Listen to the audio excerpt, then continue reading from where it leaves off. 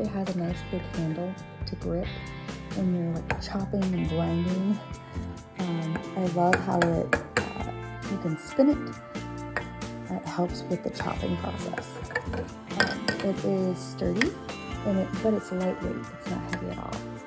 And it's pretty easy to clean actually.